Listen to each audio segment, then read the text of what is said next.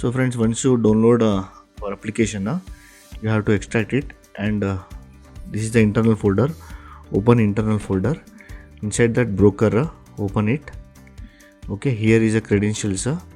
Open with the notepad. Okay, choose application. Here you will find the notepad. Search for notepad option.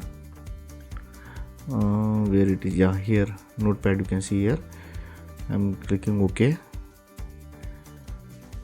Here you have to mention replace the user ID and API key from your broker.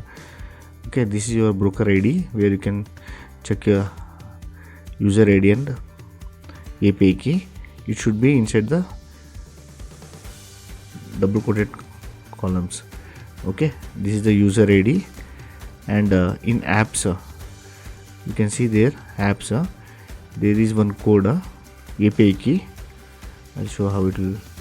Here this one, your apps profile app key, generate API key, accept the condition, confirm, copy this one, close it, come to notepad. Okay, here in this bracket you have to paste it. Okay, this is the API key, save it. Okay, now not this one, yeah, master contracts, double click, run this master contract. If you find this one, run anyway.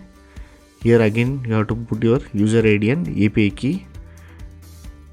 Okay, this file you have to run every month, or whenever you are not finding any new contracts, you can run this file.